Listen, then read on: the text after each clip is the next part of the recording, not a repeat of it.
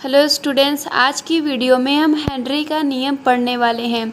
तो सबसे पहले हम ये देखेंगे कि हेनरी ने ये नियम क्यों दिया।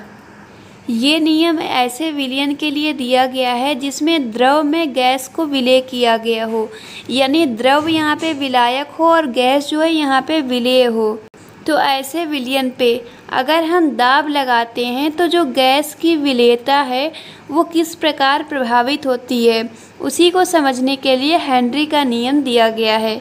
यानी हम कह सकते हैं कि जो हेनरी का नियम है वो गैस की द्रव में विलेयता और दाब इन दोनों के बीच संबंध को समझने के लिए दिया गया है। तो यहाँ पे देखा गया है कि जो विलेयता होती है वो गैस की दाब के समानुपाती होती है। मतलब कि अगर हम दाब को बढ़ाएंगे तो अगर हम दाब बढ़ाते हैं तो जो गैस की विलेयता है वो बढ़ जाएगी, यानी अधिक से अधिक गैस विलेय होगी। और अगर हम दाब को घटा देंगे तो हम देखेंगे कि जो गैस की विलेयता है वो कम हो जाएगी। पहले से जो विलेय इसमें गैस होगी वो बाहर आने लगेगी। तो इस तरह से हम देख रहे हैं दोनों एक दूसरे के समानुपाती हैं। एक के बढ़ाने पे दूसरे का मान बढ़ रहा है और एक के घटाने पे दूसरे का मान भी घट रहा है। अब चूँकि हम देख रहे हैं कि जो हम यहाँ पे गैसें ले रहे हैं वो कई गैसों का मिश्रण हो सकती हैं, इसलिए यहाँ पे हम दाब शब्द का यूज़ ना करके यहाँ पे आंशिक दाब शब्द यूज़ करेंगे। क्योंकि जब हमारे पास कई गैसों का मिश्रण होता है तो वहाँ पे अगर हमें किसी एक पर्टिकुलर गैस का दाब देखना होता है तो उसको हम आंशिक दाब से देखते हैं। तो हम कह सकते हैं किसी एक गैस की जो इसमें विलेयता होगी वो इसके आंशिक दाब के समानुपाती होती है। तो यहाँ पे हम एक चीज़ और देख सकते हैं कि जो गैस की विलेयता है ये गैस की सांद्रता को ही दिखा रही है। और हमने सांद्रता को नापने की कई इकाइयों के बारे में पढ़ा था जिसमें एक मोल प्रभाज भी था। तो अगर हम गैस की विलेयता को मोल प्रभाज से व्यक्त करें तो हम कह सकते हैं कि जो गैस का मोल प्रभाज होगा वो गैस के आंशिक दाब के समानुपाती होगा। तो यहाँ पे हम गैस की विलेयता की जगह पे गैस का मोल प्रभाज ले सकते हैं।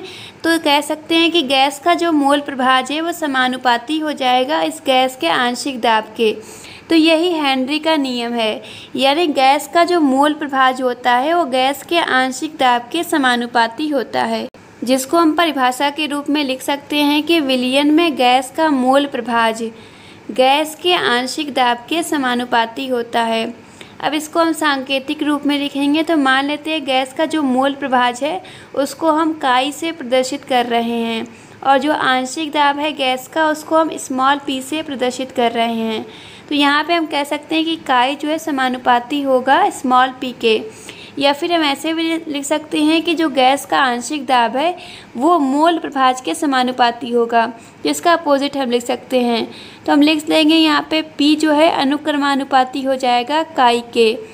तो अगर यहाँ पे समानुपाती साइन लगा है और उसको हम बराबर में परिवर्तित करना चाहते हैं तो यहाँ पे हमें एक स्थिरांक लगाना पड़ता है। तो यहाँ पे हम एक स्थिरांक यूज़ कर रहे हैं कि H और ये काई इंटू में आ जाएगा। तो यहाँ पे हमें हेनरी के नियम से एक समीकरण प्राप्त हो गया है जिसमें KH स्थिरांक को हम कहते हैं हेनरी नियम स्थिरांक। अब आगे हम हेनरी के नियम की कुछ सीमाएं यानी कमियां देखेंगे। तो हेनरी के नियम की पहली सीमा है कि ये जो नियम है ये नियम केवल आदर्श गैस के लिए ही मान्य है। अगर हम इसे वास्तविक गैस के लिए यूज़ करना चाहते हैं तो हमें यहाँ पे ताप को उच्च और दाब को कम रखना होगा, क्योंकि वास्तविक गैसें जो हैं कम ताप, अधिक ताप और कम दाब पर आदर्श गैस की तरह व्यवहार करती हैं।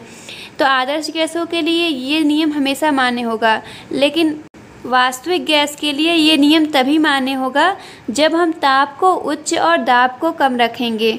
दूसरी सीमा है कि ये नियम उन्हीं विलयनों के लिए मान्य है जिसमें हम देखते हैं कि गैस और जो विलायक है ये आपस में अभिक्रिया नहीं कर रहा है।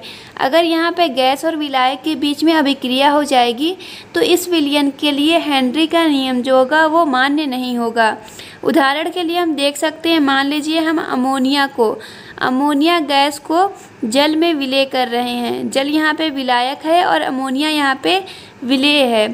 तो जल यानी H2O है, तो इससे हम देखते हैं कि अमोनिया H2O से अभिक्रिया करके यहाँ पे NH4OH बनाती है। यानी हम देख रहे हैं कि गैस और विलायक के बीच में अभिक्रिया हो रही है।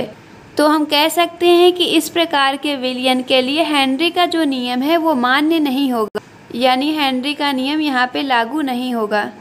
तीसरी सीमा है कि ये जो है नियम वो ऐसे विलयन के लिए ही लागू होगा जिसमें गैस का आयनन नहीं हो रहा है। अगर गैस जो है यहाँ पे आयनित हो रही है विलयन में, तो इस विलयन के लिए ये नियम लागू नहीं होगा।